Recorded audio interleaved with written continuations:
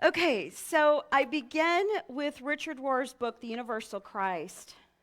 How many of y'all know this book? Yeah, several of y'all do. And Richard Rohr, if you don't know him, he's an American Franciscan priest. He is a prolific writer, author on spiritual matters. And he founded the Center for Contemplative Action in the 80s in Albuquerque. And so he begins, this is called The Universal Christ, How a Forgotten Reality Can Change Everything We See, Hope for, and Believe. So Universal Christ, it says it right there in the title, right? But let me get my glasses. Where are my glasses? Oh, I didn't bring them. Oh, I did. So thankful. Thank you. The type gets small. I don't know why they do it that way. Have y'all noticed that? It got smaller. So anyway, he begins his book with an English mystic named Carol Houselander. And she describes an ordinary journey on an underground subway. So let's see what she says. I was in an underground train, a crowded train in which all sorts of people jostled together, sitting and strap hanging, workers of every description going home at the end of the day. Quite suddenly, I saw with my mind, but as vividly as a wonderful picture, Christ in them all. But I saw more than that. Not only was Christ in every one of them, living in them, dying in them, rejoicing in them, sorrowing in them, but because he was in them and because they were here, the whole world was here too. Here in this underground train, not only the world as it was at that moment, not only all the people in all the countries of the world, but all those people who had lived in the past and all those yet to come. I came out into the street and walked for a long time in the crowds. It was the same here on every side and every passerby, everywhere Christ. Isn't that beautiful? Everywhere Christ. So how does that resonate with you? Everywhere Christ. How does that feel? Is that easy for you to believe? Is that difficult to believe? Does it challenge your theology of origin? Right? For some of us it does. I was raised, I got to take these off now. Sorry. I think I'll trip. Being raised Catholic, which I've told y'all many times, for us, Jesus was an exception, right? That's how you believe. Jesus was someone that you worshiped. And in Unity, we see that very differently, right? We understand Jesus as our elder brother, our way shower. Jesus prepared the way. When you follow Jesus, as you know, he wasn't Christian. Y'all know that, right? He was not Christian. I didn't know that growing up. I had no idea. I didn't know he was a Jew, and yet I went to catechism. But anyway, maybe I wasn't paying attention. But it was called, like, if you followed his ministry, and remember, everyone could be included in his ministry. Anyone. He ministered to everyone. Is that not beautiful? Everyone. No one was outside of the work he was doing, which was giving love, really. That's really what he was doing, and healing people with that love. And so when you followed his ministry, you were following the way. Isn't that beautiful? The way to God. Because that's what he understood. That's what he knew. He knew himself as human and as spiritual being and as knowing the way to God. So that's what we're going to talk about today, preparing the way. And what I want you to ask for yourself, and the reason we're talking about it is because y'all know it's Palm Sunday, right? It's Palm Sunday. And Palm Sunday is when Jesus goes to Jerusalem for Passover. And by the time Palm Sunday comes, Jesus knows he's going to be crucified. He knows this already. He knows that he is a threat to the Roman Empire. Y'all know that, right? I mean, he was a rebel. He was a revolutionary. I mean, that's who he was. The people were so dominated by the Roman Empire, and what he offered to them was freedom. And we offered that freedom by the way, knowing the way to God. When you know that, you know your freedom. Have you ever noticed that? When you live in that spiritual place and you know God's will, not your will, you feel more expansive. You notice that? But when you stay stuck in this material world, this elusive world, you only get more stuck. I mean, watch the news, right? That's all we have to do. Look at the news, which I'm going to talk about that a little bit more. So preparing the way, that's what we're going to do this morning. I want you to ask yourselves, what are you doing to prepare the way? What are you doing? And just think about that. What are you doing to prepare the way? And what are you preparing for? Healing, transformation, a greater sense of knowing the divine within you? Or how about this? A greater sense of knowing that Christ is everywhere and Christ is within you. How does that land? Knowing yourself as Christ. You know, Christ is not your last name, right? Christ is your consciousness, and you know that. So how about we take on this idea of I am preparing the way for my Christ self. And just breathe that in. Close your eyes even. I'm preparing the way for my Christ self. And just let it feel expansive. Know that it already is. Know that it's already within you. And then when you're ready, open your eyes. I'm preparing the way for my Christ self. So on this Lenten journey, what we've been talking about is fasting, right? Maybe some of you have fasted from chocolate. I certainly haven't. I like it way too much. What we're told in Keep a True Lent, actually it's Georgiana Tree West, who was a Unity minister and author. She says that we withdraw our attention, interest, support from the false and the unworthy. We withdraw our attention, interest, support from the false and unworthy. So what does that look like? Judgment, blame, criticism, gloomy thinking. Who does gloomy thinking? That'll never work out. I know what I'm telling you. That will never work out. Who does that? Right? Or, did you hear the way they talked to me? Did you hear that? Did you hear their voice? They were blaming me. They were criticizing me, right? That's the stuff of the ego, right? The stuff that wants to be right. Because it feels good to be right. Feels good. So that's the stuff that we've been asked to fast from. And then we are supposed to put our attention, interest, and support on the enduring good. Obviously, the God, right? The God that's everywhere present. And how do we do that? Well, in Unity, it's one of our principles. We spend time in prayer and meditation. That's how we feel connected. We spend time in that place, in the quiet place. And when we do that, what happens is we continue. Have you noticed the more you do it, the more it just becomes natural, right? It just becomes, you start to live in that divine flow. Yesterday I had the most beautiful day. I decided I'm just going to have a beautiful day. I'm going to enjoy everything I do today. It was magnificent, and I don't always live that way. Sometimes I fight my day.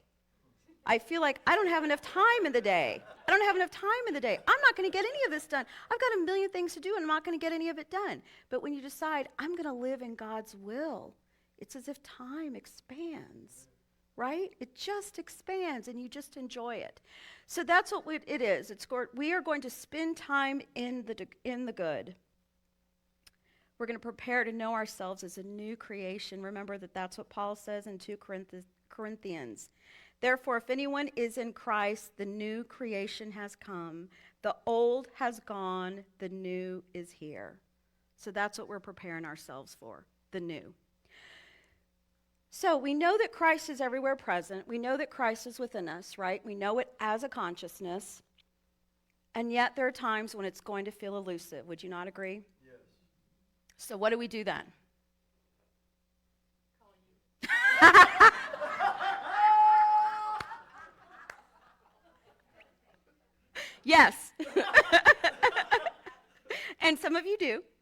and you're always welcome to. My office is open. But I'll tell you what Charles Fillmore says. He says, we form the Christ within us. How does that feel? So sometimes it comes easily, and we know the Christ within ourselves, right? We're the ones putting the notes in the pocket saying you're beautiful, right? We're the ones spreading the kindness. That's living from the Christ self. But then there are times when it's like, why did you park that way? Heather says. Sorry, Heather. That's when Christ feels elusive. And so what Charles Fillmore says is that we form the Christ within us. That's beautiful, right? We form the Christ within us. And so one of the things I want to talk about is I'm going to look at 3 different stories that show us how to form that Christ. And the first one is the Transfiguration. Do y'all remember that story? It's in the Synoptic Gospels. And it's the time when I would say that what happens in that story, and there's so much going on, but I'm only going to talk about it metaphysically, is it's a transformation. It's when Jesus knows himself as human and divine. It's that bridge. It's that connection. And so for us, what I think of that is as a new beginning, or coming to that time of meditation, that time of prayer with a beginner's mind. So that's the first thing, is cultivating the beginner's mind, which I've talked about it before, but the beginner's mind. How do we form the Christ? Beginner's mind. That's one of the ways we can do it. And then the second way we can look at forming the beginner's mind is through the second story. And this is when a father is asking Jesus for help. And because his son has demons, you know, that happened in those days, and they'd have to be exorcised out. That was just a thing. So, just a thing, right? Just a thing. But the thing that he says, it's so beautiful, is, I have faith, but help me with my unbelief. That is like, wow. To say that, vulnerability and willingness, right? I have faith, but I need you to help me with my unbelief. That's vulnerable. That's willing. So that's the second way we can take on that Christ, form that Christ self. And then the third way is there's this place in the Bible where Jesus says, he says, if they're not, what is it? How does it go again? I know y'all know. Reverend Laverne, where are you? You're the one that knows. I have it written down. I didn't write it down. Where's my notes? Anyway, he who is not against us is for us. That's what it is. He who is not against us is for us. And what I can't help but think about is how often do I live thinking that people or something's against me? And we see that everywhere, don't we? Again, watch the news. Somebody's against us. And how does that serve us? So those are the 3 teachings. To form the Christ self, so when the Christ is feeling elusive, when you don't feel like you can access it immediately, you can form it. And you can form it through coming with this beginner's mind. You can form it through, you guys, that coffee did not do me well. I'm telling you, I'm not going to have coffee again. My stomach's upset. You can come to it with the vulnerability and willingness. And then, last, you cannot think that anything or anyone's against you. So what I want to read is that first story of the Transfiguration. And I marked it in here so that we have it. So at this time in the Bible, this time in his ministry, he had already been foretelling of his death and his resurrection because he knew it. He knew it was coming. His apostles didn't know. His disciples didn't know. And he would get so frustrated with them. He got so frustrated because he needed them to learn. And they weren't learning. And he would say, like, oh, my God, how do you not know this already? He would. He'd get so frustrated with them. He got so, by the end, because he's like, I'm leaving. You guys need to know this. You need to carry this on. So anyway, here's the Transfiguration. Now about 8 days after these sayings, Jesus took with him Peter and John and James and went up on the mountain to pray. And while he was praying, the appearance of his face changed and his clothes became dazzling white. Suddenly they saw 2 men Moses and Elijah talking to him. They appeared in glory and were speaking. Ooh, it's so hot in here that my glasses are fogging. I'm not kidding. They appeared in glory, were speaking of his departure, which he was about to accomplish at Jerusalem. Now Peter and his companions were weighed down with sleep. But since they had stayed awake, they saw his glory and the two men who stood with him. Just as they were leaving him, Peter said to Jesus, Master, it is good for us to be here. Let us make 3 dwellings, one for you, one for Moses, and one for Elijah, not knowing what he said. While he was saying this, a cloud came and overshadowed them, and they were terrified as they entered the cloud. Then from the cloud came a voice that said, This is my son, my chosen, listen to him. This is my son, my chosen, listen to him. Right? So this idea, there's so much going on here. One of the, Moses and Elijah, right? 2 prophets, as we know. Moses, who, if you've seen the Charlton Heston movie, you know that what he does, what's that called? Parts the Red Sea, right? And he leads his people out of slavery in Egypt. And Elijah, what Elijah does is that the people are believing in another god named Baal. And what he does is he shows them the error of their ways, that there is one God, right? And they need to believe in that God. And so the other piece that's happening here is that it is the Hebrew prophecy of a Messiah, and that Jesus is going to be that Messiah. That's the other piece here. But the piece that I want us to think about metaphysically is the idea of Jesus bridging that gap from the human to the spiritual, right? And coming to it with this belief in my transformation is going to come. And so it makes me think about, like, when I sit down to do my prayer meditation, am I doing it as if it's just something on my to-do list? Because sometimes I am. Prayer meditation, check. Wash dishes, check, right? Who does that? Do laundry, check, right? We all have a checklist of things we have to do, and my first thing is prayer meditation.